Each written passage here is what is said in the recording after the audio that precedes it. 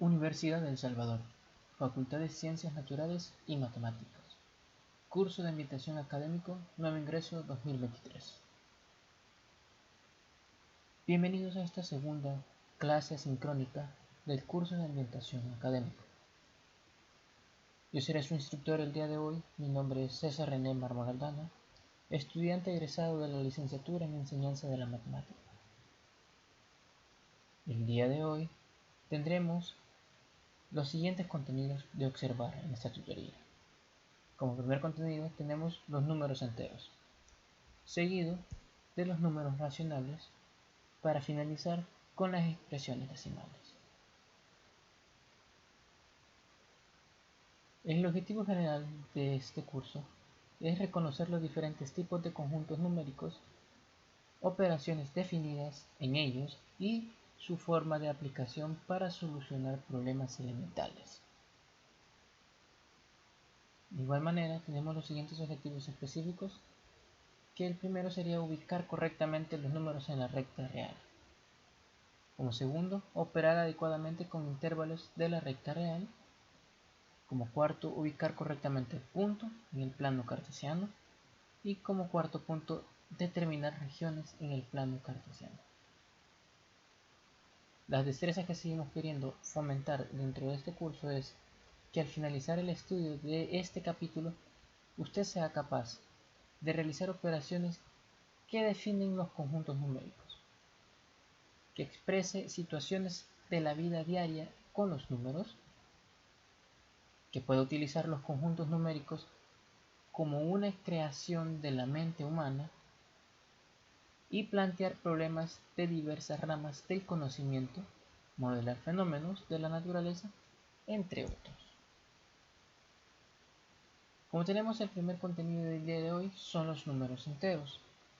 Muchas veces hemos conocido los números enteros como los números que son realmente exactos. En sí, el conjunto de los números enteros son los números que se definen con la letra Z, donde se forma al incluir el cero y los negativos de los números naturales. Anteriormente conocimos que los números naturales son todos aquellos números que hemos utilizado normalmente casi toda la vida, como el 1, el 2, el 3, 5, 10, hasta el infinito. Ahora, actualmente, en este nuevo contenido, observaremos que estos mismos números que conocemos como naturales tienen una pequeña contraparte, que la diferencia entre ellos es el signo negativo. Este signo negativo es un nuevo mundo para nosotros, una nueva forma de ampliar las posibilidades que se pueden representar diversas situaciones. Un ejemplo de esto es que estos números negativos los vemos normalmente en la economía, cuando queremos decir que alguien debe o sus saldos son negativos. El conjunto de los números enteros resulta del unir los naturales, el cero y estos números negativos que acabamos de mencionar. Es decir, que z, que es el conjunto de los números enteros, es igual a z negativos, que serían los números naturales pero con signo negativo, el cero y los naturales, que normalmente siempre los conocemos que están de forma positiva. Y es que primeramente esto nace dado a que la necesidad de que los números naturales no se veía la posibilidad de realizar diferentes operaciones. Como ejemplo, 5 menos 9. Observábamos que esa operación no se puede ocurrir en los naturales, pero gracias a los números enteros podemos realizar estas operaciones. Su representación gráfica dentro de la recta podríamos decir que es la siguiente. Nosotros podemos observar una recta numérica donde el centro de la recta, es decir, el punto medio de esta, es el 0. A nuestra derecha colocamos los números positivos, como el 1, 2, 3, 4, 5, entre otros. Y al lado izquierdo del 0 colocamos los mismos números naturales que hemos colocado, pero con el signo menos, es decir, con valor negativo. por ejemplo el -1, -2, -3, -4, etcétera, ¿verdad? Al igual que los números positivos, estos tienden a ser hasta el infinito.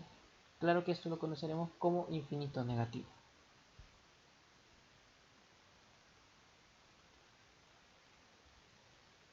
Dado que estamos hablando ahora de estos números negativos, los positivos, hay que también hablar o sumergirnos en el mundo del valor absoluto. Y es que se define el valor absoluto como el entero que representa. Es decir, en este caso, un número entero x, y si este se simboliza con las barras que nos van a representar el módulo, valor absoluto o módulo. No nos dé miedo conocer esta palabra nueva. Podemos usar la palabra valor absoluto o módulo de un número. Al mismo número x, si este es positivo o nulo, es decir, positivo o negativo, este siempre va a tener el mismo valor. Es decir, lo siguiente: si nosotros tenemos el módulo de un número x, no sabemos si positivo o negativo, podremos decir que si x es positiva, si y solo si x es mayor o igual a 0. Y diremos que el módulo de menos x va a aparecer solo si x es menor que 0. Pero ambos, positivo y negativo, siempre tendrán el mismo valor numérico. En este caso podemos ver el ejemplo. El módulo de 5 es igual a 5 y el módulo de menos 3 es igual a 3. Es decir, que 3 positivo y 3 negativo, al sacar el valor absoluto, compartirán el mismo valor numérico, que es 3. Hay que tener varias cosas en cuenta cuando estamos utilizando los números negativos o positivos en el conjunto de los números enteros. Y es que para tener en cuenta, lo primero que hay que es que heredan la propiedad de los números naturales, dado que los naturales pertenecen a los enteros. Solo tenemos que tener en cuenta la regla de los signos, y esta es positivo por positivo, es positivo, negativo por negativo, es positivo, positivo por negativo, negativo, negativo por positivo, negativo, entre otras, ¿verdad? Estas reglas las hemos observado durante muchos años, desde quizás séptimo grado, y la hemos observado hasta el día de hoy. Otro punto que hay que tener en cuenta es que la potenciación es posible si la base es entera, es decir, si el número es positivo o negativo, pero el exponente de este tiene que ser obligatoriamente natural, es decir, 1, 2, 3, 4. Con esto comentado podemos pasar al siguiente contenido, y es los números racionales. Y cuando hablamos de números racionales, lo primero que se nos viene a la mente es una fracción. Y hay que recordar que una fracción es un número dividido entre otro número. Si bien al introducirnos ahorita previamente a los números negativos hemos solucionado el problema de restar, aún nos queda un problema, y es la división, ya que por ejemplo 7 tercios no tiene una solución en conjunto en números enteros, es decir, 7 entre 3 no nos va a dar un número entero específico, ya que esa división, como les comento, no es exacta.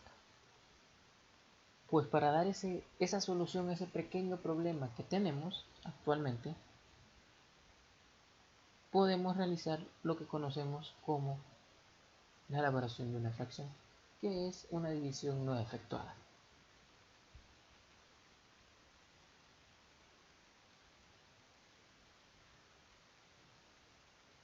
Y esto hay que comenzar explicando que el conjunto que nosotros conocemos como los números racionales es el conjunto de los números enteros unido al que los fraccionarios forman.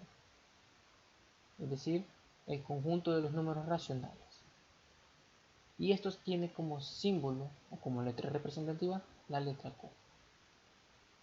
Este conjunto, a diferencia del conjunto de los naturales, es decir, 1, 2, 3, y los enteros, es decir, -1, 0, 1, etc., este no es discreto, es decir, no es un valor exacto, ya que entre dos números cualquiera existe un infinito de números racionales. En una recta numérica podemos observar que estos números aparecen entre dos valores enteros. Por ejemplo, 4 tercios, que aparece entre los valores de 1 y 2. O como -2 tercios, que aparece entre los valores de los números enteros -1 y 0. Y de igual forma puede existir distintos números racionales entre estos dos enteros. Es decir, entre 0 y 1 existe una infinidad de números racionales.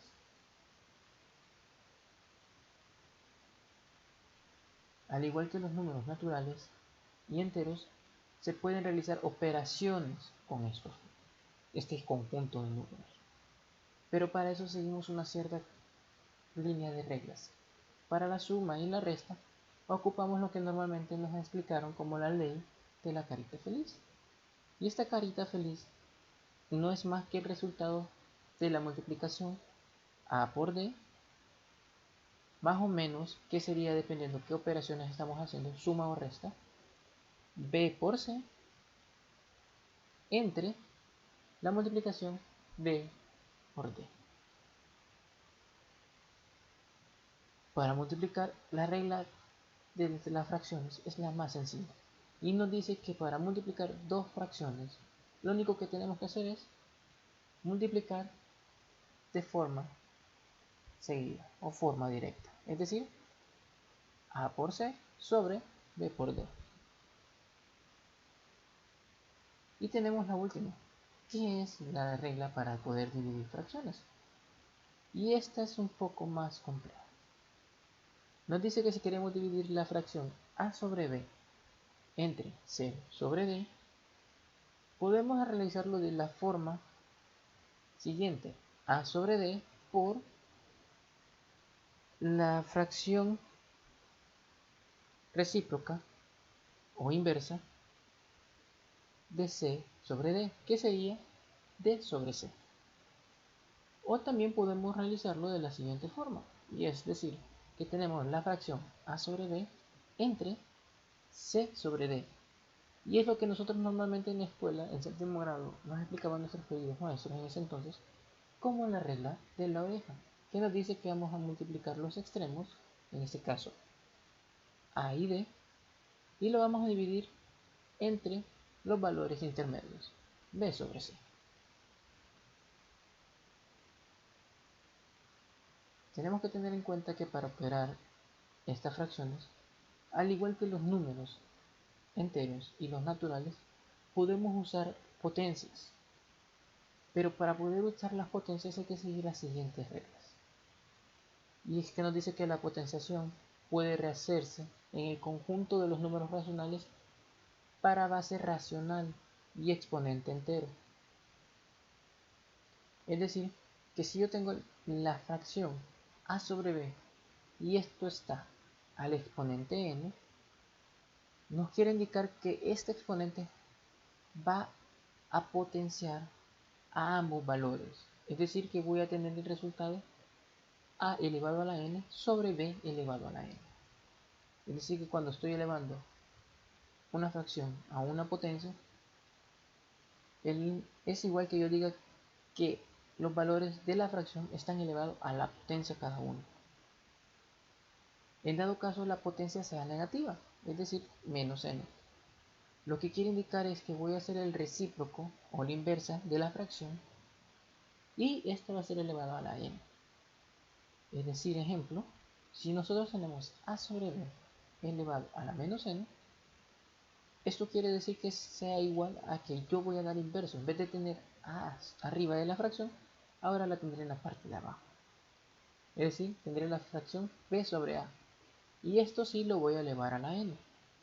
Y aquí seguiría la regla anterior que hemos visto, que si yo tengo una fracción elevada a una potencia, es igual que yo diga que cada término de la fracción está elevado a la potencia, es decir, b a la n sobre a la n.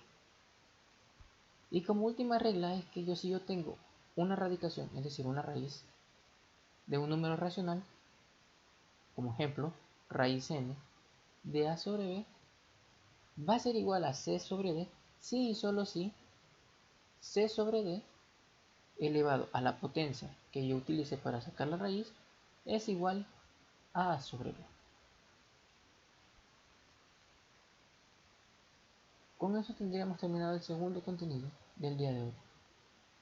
Los invito a que también estemos reviendo los siguientes problemas que se están colocando en el material de apoyo para tener un poco más de comprensión de este contenido. Y como tercer último punto o tema del día de hoy, tenemos las expresiones decimales. Y ustedes se preguntarán, ¿qué es una expresión decimal? Pues podemos decir que una expresión decimal es la conversión de una fracción a un número no exacto, o lo normalmente que conocemos como un decimal. Como por ejemplo, tenemos lo siguiente. Tengo la fracción 1/2 y yo la quiero convertir a su valor o a su expresión decimal. Para eso yo tengo que realizar la división que yo no quise hacer, porque hay que recordar que una fracción es una división no realizada. Por lo tanto, si yo resuelvo 1 sobre 2, tendré que esto es igual a 0.5. Al igual como si yo quiero hacer la fracción 3 sobre 8, esto me dará como resultado 0.375 o 0.375. Pero existen otro tipo de expresiones decimales, y estas reciben el nombre de expresiones decimales periódicas, porque estas tienen un valor repetitivo. Ejemplo de esto, si nosotros hacemos la fracción 1 sobre 3, o también conocido como 1/3, nos daremos cuenta que esto tiene un valor de 0.3333333 hasta el infinito. Es decir, que tiene un periodo de repetición de 3 hasta el infinito. Y en estos casos nos interesa un procedimiento para poder escribir la expresión decimal periódica en una fracción,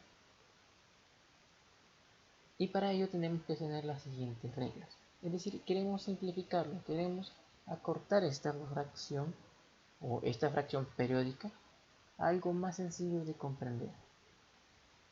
Primero, tenemos que tener que para mayor comodidad en la escritura podemos escribir solamente una vez el periodo con el arco del que estamos trabajando.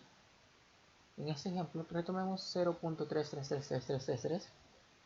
Para no escribir tanto, yo puedo decir solo un periodo de esto, y esto sería simplemente decir 0.3.